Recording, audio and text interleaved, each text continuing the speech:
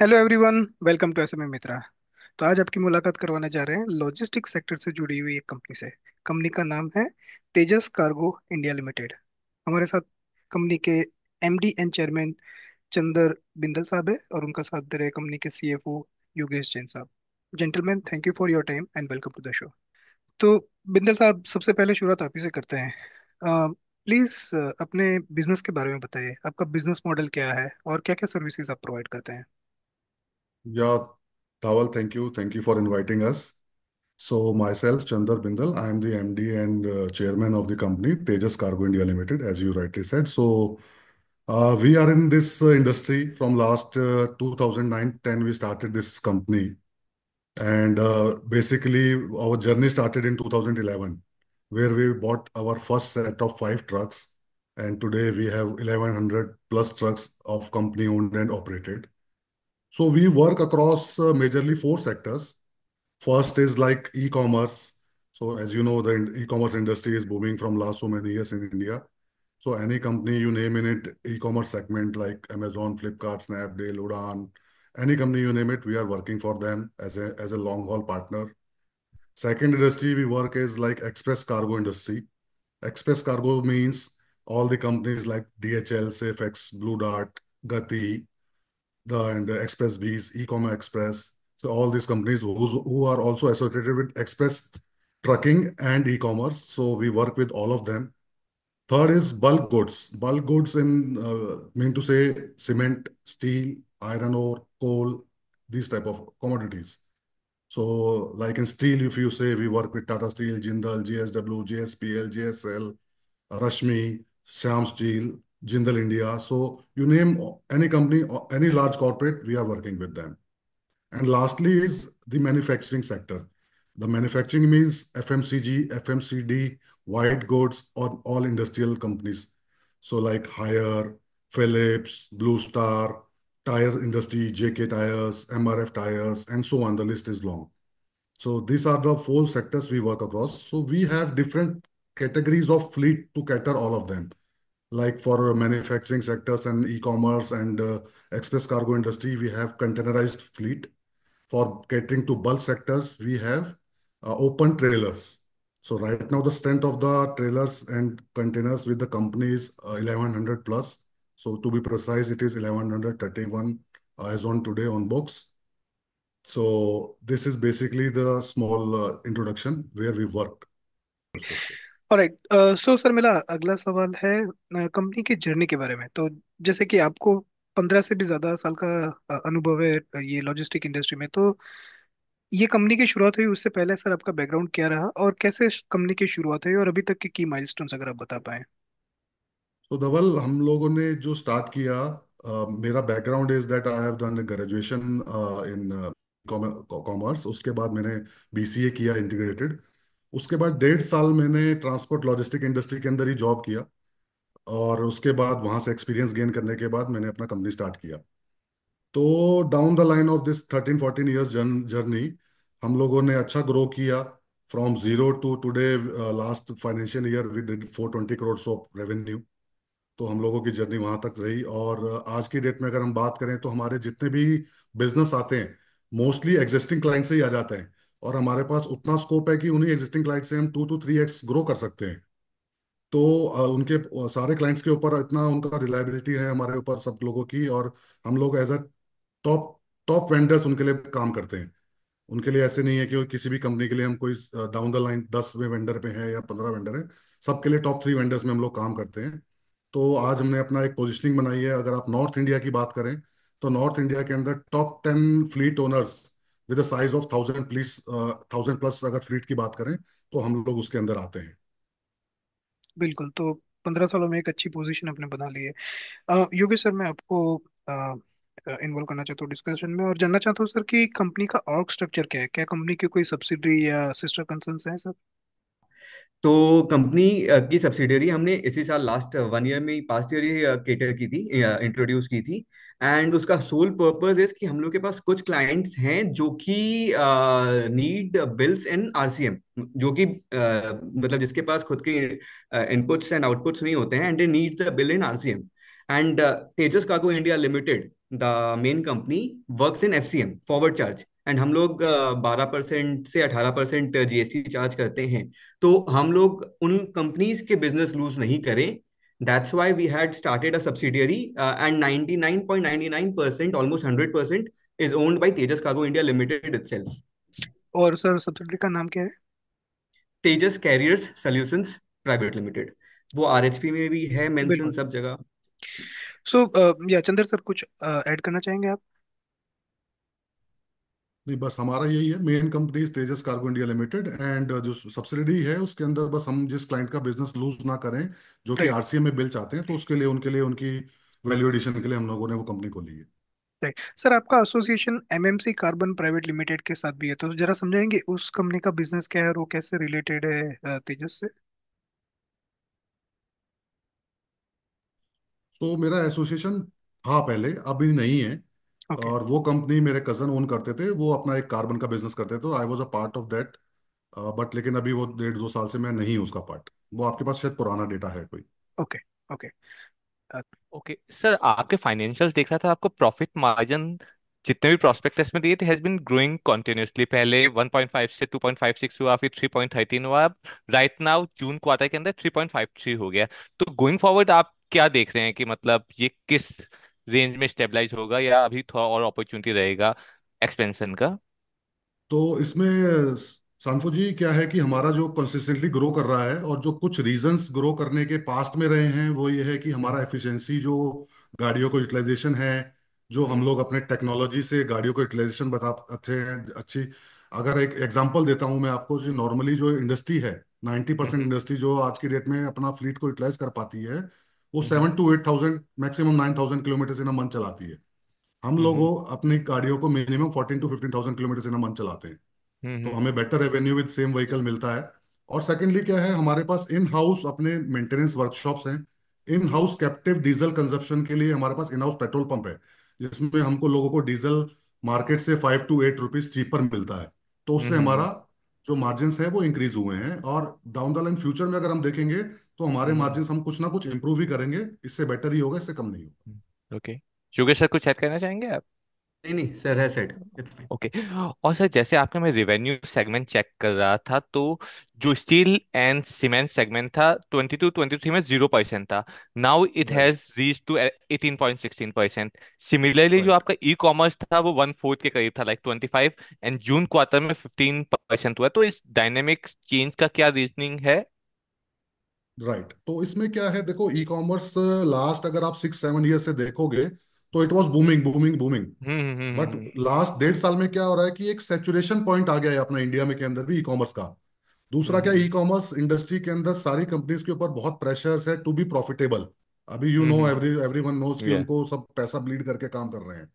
हम्म। तो 1.5 साल पहले हमने सोचा था, हमने प्लान किया to diversify into other sectors. तो हम लोगों ने हम्म। बल्क सेक्टर्स अपना स्टार्ट किया। तो हम्म। स्टील एंड सीमेंट, और हमने ऐसा सेक्टर चूज किया जिसके अंदर थोड़ा एंट्री बैरियर हो, कि कोई भी छोटा फ्लीट ओनर या कोई भी छोटा ट्रांसपोर्टर जाके वहाँ एंट्री नहीं ले सकता है। तो हम लोगों हम्म। ने उसके अंदर किया, और उसके अंदर ग्रो कर रहे हैं, और हमारा फ्यूचर प्लान भी जो ग्रो है वो बेसिकली हम्म। उसी सेक्टर के अंदर आने वाला है। ओके। तो सर गोइंग फॉरवर्ड जो आपका रेवेन्यू सेगमेंट है जिसके अंदर आप एक्सपेक्ट कर रहे हैं कि स्टील एंड सीमेंट रहेगा हाईएस्ट, तो लॉजिस्टिक ही रहेगा ना, वो जो अभी 50% है, या वो उसमें भी वो कुछ चेंज वो आने तो की प्रॉब्लम है? नहीं नहीं, वो तो लॉजिस्टिक्स तो है, लॉजिस्टिक एंड मैन्युफैक्चरिंग तो है ही। जो हाँ हाँ हाँ। जो प्राइम कोर कोर है कंपनी का, वो तो रहेगा ही हम्म। रहेगा। बट जो हम्म। ई कॉमर्स के अंदर जो ग्रोथ थी वो नहीं आ रही थी, वो हमने ग्रोथ को डाइवर्सिफाई करके बल्क सेगमेंट में ले गए हैं, जो कि फ्यूचर है इंडिया का। नेक्स्ट 10 साल, हम्म। नेक्स्ट 10 साल में इंफ्रास्ट्रक्चर पे सबको पता है कि बहुत सारा खर्चा होना है। तो हम्म। इंफ्रास्ट्रक्चर अगर चलेगा तो स्टील सीमेंट और ये सब चलना ही चल रहा है। तो तो सर हम लोगों का प्रॉफिट, ग्रोथ जो है वहां से है। तो profit margin going forward same रहेगा, या बल्क के अंदर थोड़ा प्रॉफिटेबिलिटी डिक्रीज हो जाती है बिकॉज ऑफ सीमेंट नहीं, इसमें लार्ज ऑर्डर? उल्टा है, प्रॉफिटेबिलिटी इंक्रीज होती है, क्योंकि हम्म। एंट्री बैरियर वाली फील्ड है। कि ओके। जहां पे भी एंट्री बैरियर होता है किसी कंपनी के हम्म। अंदर, कि कहीं आप जाके हम्म। एंट्री बैरियर है, तो वहां पे हम्म। आपको पता है कि छोटे प्लेयर्स के साथ आपका कंपटीशन नहीं है, जो प्लेयर्स आर लिमिटेड उन्हीं के साथ कंपटीशन है आपका। और सर मैं आपके जो टर्म्स लोन देख रहा था, majority terms loan are below 12%। खाली एक एंट्री थी हाइव लूप के अंदर जिसमें आपका 15.2% इंटरेस्ट चार्ज हो रहा है। Any specific reason for such high interest? तो उसके अंदर क्या है कि हमारे जो बेसिक, अगर आप लोन का पूरा एवरेज रेट ऑफ इंटरेस्ट देखोगे जो कंपनी का टोटल लोन है, हम्म। That is 8.5%। Yes sir. तो अभी हमने यही किया है कि अब टू इम्प्रूव द प्रॉफिटेबिलिटी, हमारा डीआरएचपी के अंदर जो हमारा यूटिलाइजेशन ऑफ फंड है, दैट इज 15 करोड़, अगर वो जा रहा है रीपेमेंट ऑफ दीज लोन, जो कि हायर देन 8.5% है। तो जो हमारे हम्म। 12 to 15 करोड़ के लोन है वो सारे हम रिपेमेंट कर रहे हैं। वो ओके। मेजरली सनफू अपना हम्म बिल डिस्काउंटिंग के लिए वी हैड हम्म। टेकन, तो उसका इस दैट्स व्हाई सिंस अनसिक्योर्ड, इसलिए उसका रेट भी थोड़ा ज्यादा है, which we are planning to close soon. Okay. Right. Chandra sir, थोड़ा रेवेन्यू स्प्लिट के बारे में बात करते हैं तो आपके टॉप 5 कस्टमर्स कौन से रहेंगे? और सर, इंडिया में कोई स्पेसिफिक रीजन से आपका रेवेन्यू ज्यादा आता है या वो पैन इंडिया इवनली स्प्रेड है? तो ऐसे बात करते हैं अपन, सेगमेंट वाइज बात करते हैं। बिल्कुल। तो क्योंकि हमारे सारे सेगमेंट में अलग अलग टॉप कस्टमर्स हैं, तो अगर सेगमेंट में बात करेंगे, e commerce, starting with e commerce, तो Amazon and Flipkart is the top client. उसके बाद अगर हम लॉजिस्टिक्स के अंदर और एक्सप्रेस के अंदर बात करेंगे, तो उसके अंदर Safexpress and Gati and DHL and Blue Dart are the top customers. उसके बाद हम बात करेंगे बल्क के अंदर, तो Tata steel and Jindal steel are top customer. उसके अंदर हम इंडस्ट्रियल में बात करेंगे, तो एमआरएफ टायर, बिरला कार्बन, और उसके बाद ITC, JK tyres are our top customers. Okay. Sir, थोड़ा ऑपरेशंस के बारे में बात करते हैं तो जैसे कि आपने बताया कि ज्यादातर फ्लीट आप खुद ओन करते हैं, राइट? उसके अलावा आप यस। कुछ एडॉक लाइक लीज करके भी यस। करते हैं, तो ये तो रेशियो क्या यस, रहेगा? तो आज की डेट में जो हमारा रेशियो है 80% सेल्फ फ्लीट का है एंड 20% एग्रीगेशन है। और डाउन द लाइन हम लोग जो इसको इंक्रीज करने वाले हैं, ऑफ कोर्स हमारा फ्लीट खुद का इंक्रीज होगा, बट जो रेशियोज हैं वो that that comes down to 60-40। 60% हमारा खुद का रहेगा ऑल द टाइम, एंड 40% हम लोग एग्रीगेट को बढ़ाएंगे। राइट।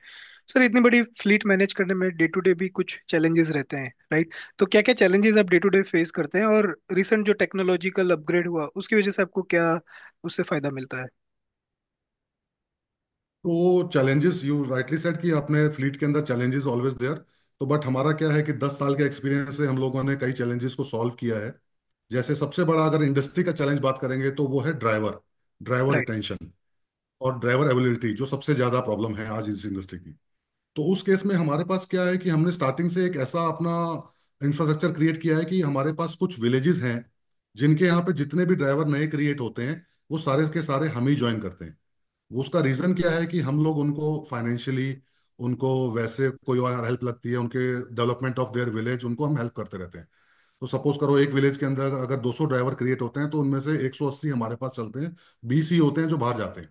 तो राइट। हम लोग ऐसे इस वे में अपना ड्राइवर रिटेंशन को मैनेज करके चलते हैं, जो इंडस्ट्री का सबसे बड़ा प्रॉब्लम है। बिल्कुल। और सर, टेक्नोलॉजी उसका आप कैसे इस्तेमाल करते हैं और वो कैसे आपको हेल्प करती है? तो टेक्नोलॉजी के अंदर ये है कि हम लोग का इन हाउस टेक्नोलॉजी टीम है, और हमारा इन हाउस ईआरपी है। तो from starting of the process to end of the process, everything is on single platform, सारा वो एक सिंगल प्लेटफॉर्म पे है। सब लोग उसी को यूज करते हैं, we are paperless, we don't use any paper. और सबको हर टाइप की विजिबिलिटी है, गाड़ी कब कहाँ है, कितना चला है, कौन ड्राइवर अच्छा परफॉर्म कर रहा है, कौन स्टाफ अच्छा परफॉर्म कर रहा है, PMS rating, everything is on single platform. और आज की डेट में इंडिया के अंदर जितनी भी टेक्नोलॉजीज अवेलेबल है फॉर ए लॉजिस्टिक कंपनी, वो हम सब अपने कंपनी के अंदर इंटीग्रेट करके रखे हैं। बिल्कुल। तो सर, ये जानने का प्रयत्न करता हूँ कि लॉजिस्टिक सेक्टर में सर जैसे एक्सीडेंट से रिलेटेड कुछ लिटिगेशंस रहते हैं, तो जैसे हम्म। आपके एरएच में भी कुछ एक्सीडेंट्स रिलेटेड लिटिगेशंस मेंशन्ड है, तो उसमें सर कितना टाइम, एनर्जी और मनी स्पेंड होता है कंपनी का, और उसकी वजह से रेवेन्यू पे कुछ इम्पैक्ट आप दिखते हैं? तो राइट, तो उसके अंदर क्या है कि एक जो सबसे बड़ा चैलेंज होता है कि वो फेटल जब एक्सीडेंट होते हैं, हम मीनवाइल हम अपने सारे ड्राइवर्स को ट्रेन करते हैं एक्सीडेंट्स के लिए, अल्कोहल टेस्ट करते हैं, जो भी मेजर लेने हैं सब लेते हैं। राइट। बट ये वो है, इनएविटेबल है कि एक्सीडेंट रोड पे होते हैं। तो उसके अंदर हमारे ऊपर सिर्फ एक रिस्पॉन्सिबिलिटी आती है, जो हम अपनी तरफ से ड्राइवर को पे करते हैं, उसकी फैमिली को पे करते हैं, दैट इज ओके। तो हमारी एक लीगल टीम है, एक्सीडेंटल टीम है।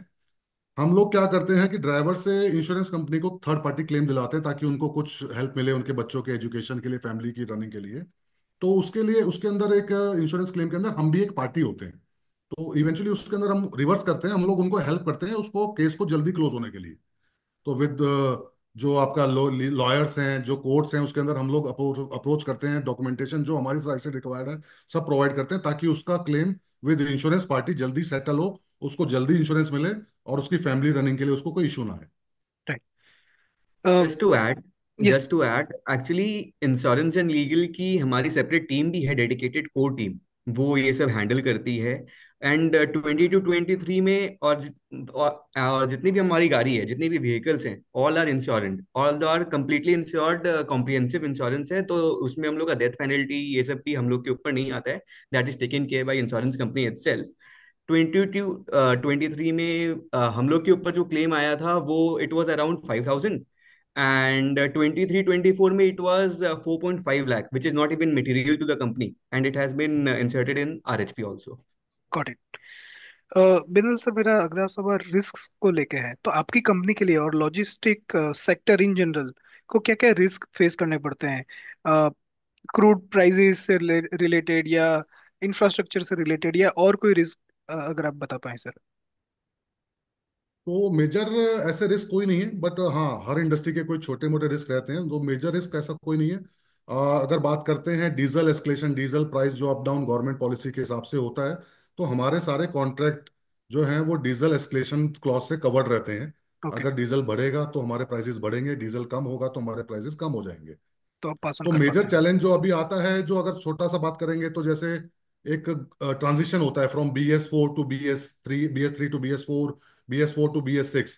उसमें क्या होता है कि OEMs are also not ready, मतलब BS4 से BS6 की टेक्नोलॉजी में OEMs रेडी नहीं थे। बट उन्होंने एज गवर्नमेंट पुश, उन्होंने सबने प्रोडक्ट को लॉन्च कर दिया।